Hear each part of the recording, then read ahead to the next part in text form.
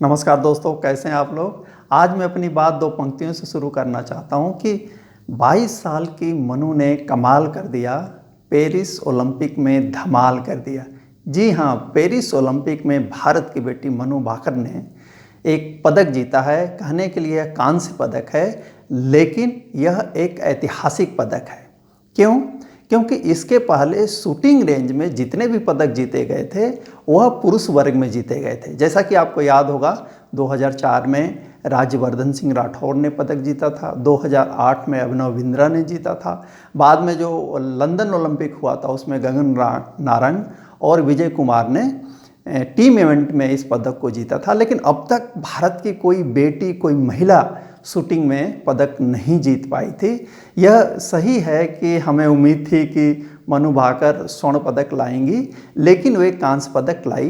किंतु इससे एक नई ऊर्जा का संचार होगा महिलाओं में, भारत के युवाओं में, कि वे इस इवेंट में आगे और भी बेहतर करने की कोशिश करेंगे।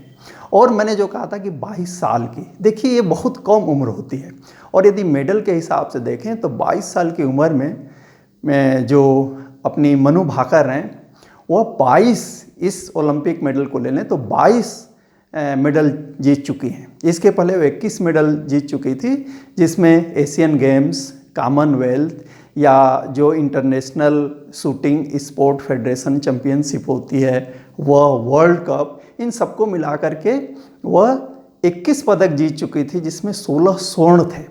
लेकिन ओलंपिक में पदक जीतना वैसे ही है जैसे आप साहित्य, मेडिकल या विज्ञान के क्षेत्र में नोबेल प्राइज प्राप्त कर।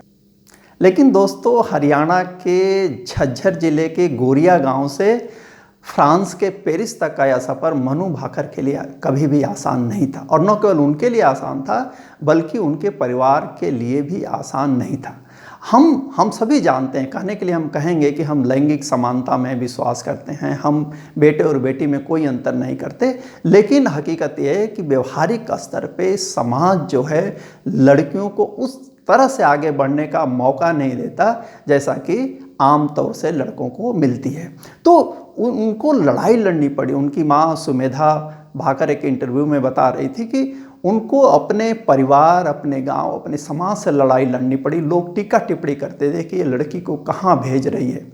फिर बाद में उनके जो पिता हैं रामकिशन भाकर, वे मर्चेंट नेवी में चीफ इंजीनियर थे। उनको अपनी नौकरी सिर्फ इसलिए छोड़नी पड़ी क्योंकि जब मनु भाकर ने अपना शुरू किया, शूटिंग में प्रैक्टिस शुरू किया, स्पेशली 2017 में, तब वे मात्र 15 साल की थी और एक नाबालिग लड़की पिस्टल लेकर के यात्रा नहीं कर सकती।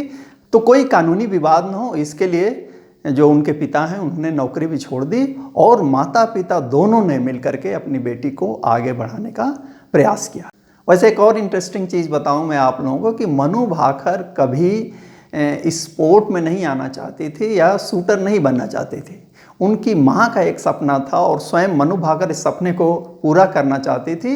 वह बनना चाहती थी एक डॉक्टर। और उनकी माँ कहती हैं कि उन्होंने ऐसा इसलिए सोचा क्योंकि कभी कोई बीमार पड़ जाए तो किसी को बाहर जाने की ज़रूरत न पड़े। और साथ ही साथ शुरू में जो मनु भाकर हैं वे शूटिंग में नहीं आई। शूटिंग में तो 2017 में इन्होंने शुरू किया। उसके पहले वे मुक्केबाजी, tennis, skating, martial art, kabaddi, इन सब में उन्होंने हाथ आजमाया और सब में वो नेशनल लेवल पे उन्होंने पदक भी जीता।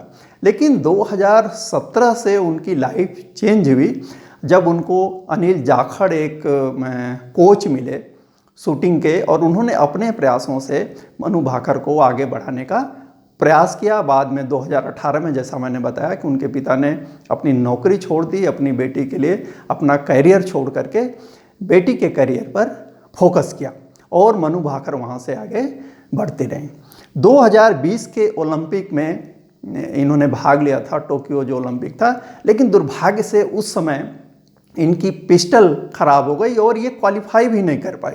तब पूरा परिवार बड़ा निराश हुआ था। लेकिन जानते हैं मनु भाकर ने अपने पिता से क्या कहा था? मनु भाकर ने अपने पिता से ये कहा था कि पापा, किस्मत कब तक रूठी रहेगी, कभी न कभी किस्मत हमारा साथ देगी। एक चीज़ और मैं इसमें जोड़ना चाहूँगा कि जब आप असफलताओं के दौर से गुजरते हैं ना, तो आपको मनु भाकर से सीखना चाहिए। मनु भाकर का एक जो मोटिवेशनल सेंटेंस है वह यह कि स्टिल आई राइज, मैं सारी समस्याओं के बाद भी ऊपर उठ सकती हूँ, और उन्होंने ऊपर उठ करके दिखाया। दूसरी चीज़ जो उन्होंने सफलता के बाद कहा कि जब प्रतियोगिता के दौरान उन्हें स्ट्रेस महसूस हो रहा था, दबाव महसूस हो रहा था, तो उन्होंने गीता की उस पंक्ति को याद किया जिसमें कहा गया है कि कर्म करो, परिणाम की चिंता मत करो, कर्मण्डे वाधिकारस्ते माँ फलेषु कदाचन। तो आप फल की चिंता मत कीजिए, कर्म कीजिए, ईमानदारी से कीजिए, डेडिकेशन से कीजिए, तो आपको सफलता जरूर मिलेगी। और पुनः एक बार मैं बधाई देता हूं पूरे भारतवासियों को, और स्पेशली उनके जो 2 कोच रहे हैं, अनिल जाखड़ और वर्तमान में जसपाल राणा। लेकिन सबसे ज़्यादा जो योगदान मैं मानता हूं वह है उनके माता पिता का, क्योंकि यदि वे साथ खड़े नहीं होते तो फिर मनु भाकर आज जो पेरिस में सफल हुए हैं वे कभी सफल नहीं हो पाते। और आखिर में बात कि प्रधानमंत्री ने मनु भाकर को फ़ोन करके उनको बधाई दी, शुभकामनाएं दी, और ये बहुत अच्छा जेस्चर है कि यदि कोई खिलाड़ी मेहनत करके सफल होता है तो उसको प्रधानमंत्री या राष्ट्रपति जब मिलते हैं या बात करते हैं तो उसको लगता है कि नहीं, उसकी मेहनत सफल हुई। तो आप सबको पुनः बधाई, धन्यवाद, नमस्कार।